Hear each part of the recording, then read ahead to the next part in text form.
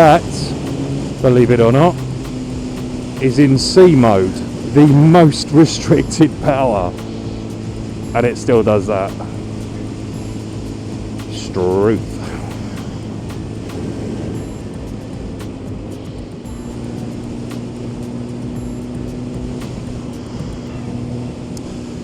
Okay, so here I am, my first impressions of the 2015 Suzuki GSXR 1000, the Jigsaw, the big boy, the bad boy, the original superbike, call it what you like.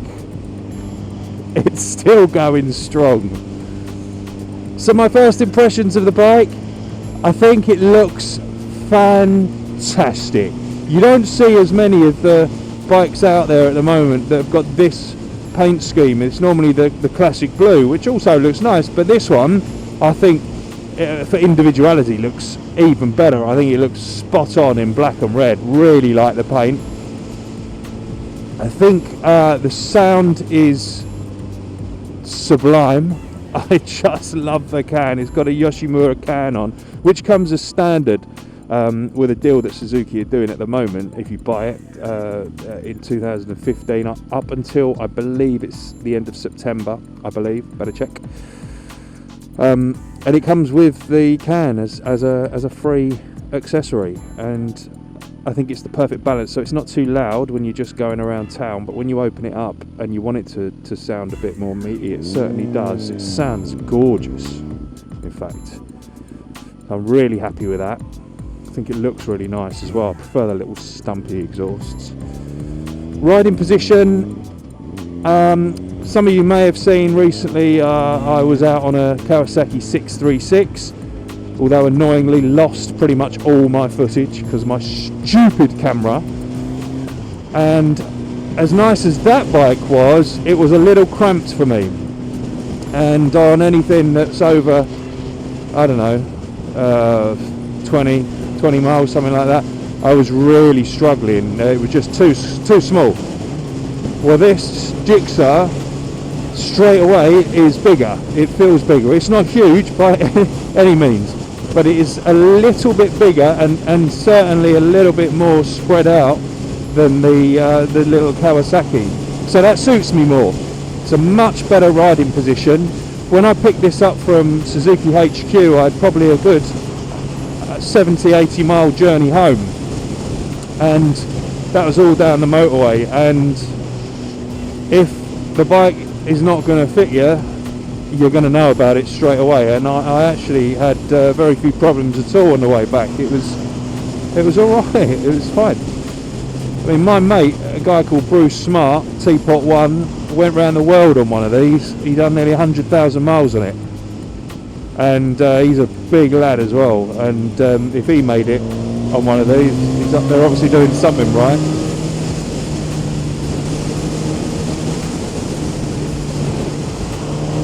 The great thing about this though is, like, you can leave it in any gear, twist the throttle and it pulls. It will pull and pull and pull. It's just a shame that you can't really utilise the potential of the bike on a road, because you're just 70 miles an hour. It's just playing with it. It's like 70 miles an hour is a ball of wool, and this is a cat just playing with it, because it could do so much more. And that's the only kind of frustrating thing, where at least if you've got a 600 you can kind of thrash the bike a little bit more.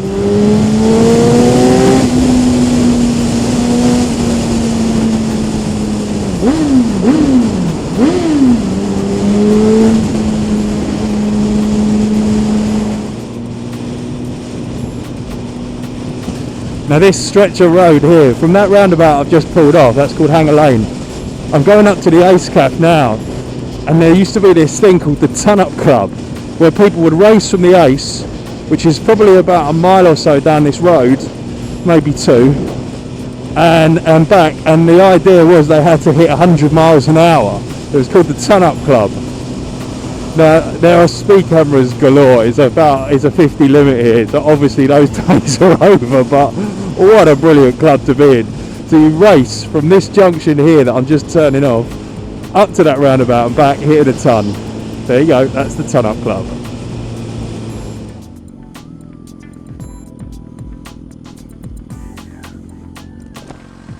Anywhere, mate? So let's just have a look at the Gixxer. Beautiful red colour, isn't it? Beautiful. Yoshimura exhaust, 190 back tyre, full ABS. It's just a paint job, I just love it in red. Doesn't it look great? Twin!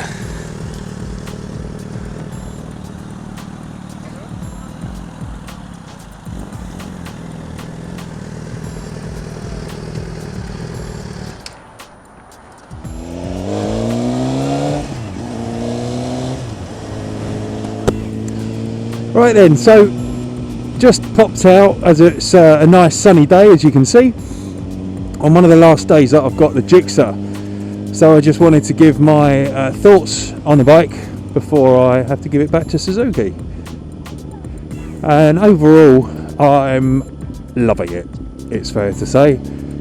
I just look forward to getting onto it. You can see here I'm in sort of urban traffic, a little bit of it. Going through the outskirts of London here, just popping up to the Ace, and the bike performs very well at commuting because it's quite slim and it's very, very light, and it's nimble, and it's it's good for getting in and out of the traffic, and the power's kind of manageable, you know. It doesn't feel like it's going to flick me off every time I give it a little bit of juice just to get past some of the cars. There's not a lot I don't like about the bike.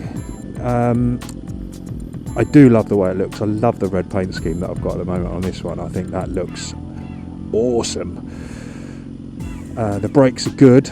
Need a bit more of a squeeze than on other bikes actually. I think actually my Street Triple R that I had first, that you seem to touch the brakes and you're almost going over the handlebars. This it needs a little bit more. I mean, they obviously do their job, but yeah, not quite as, what's the word I'm looking for? Well, not really snatchy, but they're not quite as responsive as on other things. But yeah, do the job.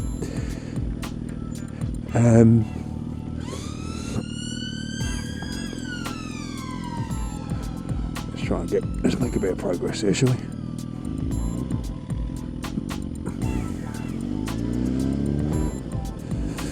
So long distance on the bike was the only kind of Achilles heel for me, where the aggressive seating position was not making friends with my back and my wrists. Now I've been out and I've done a fair few miles now on the bike, including some quite lengthy times in the saddle, and it does seem to be easing off a little bit, I've got to be honest. You know, so I think it is something you'd probably get used to a certain extent. It's just the whole practicality thing for me, where I do need to have a bike that does everything, that I can take into town, do my meetings, go to work, commute, have fun, use in the winter, use when the weather's horrible, you know, all those things, and not just a pride and joy. Now if this bike was just for pride and joy, just for Sunday blasts, 100% I would want one, without question.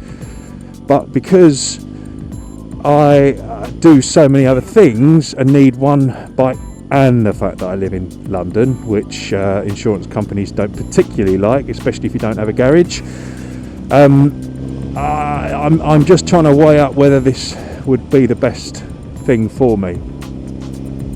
So that's my thoughts. I think it's great. I think it's powerful. I think there's a reason it's been around for 30 years, because it is an iconic bike, even with the little adjustments and additions they make on each new one. There may well be a new one out in 2016, who knows, but whatever happens, this 2015 model is an extremely good bike and I really like it.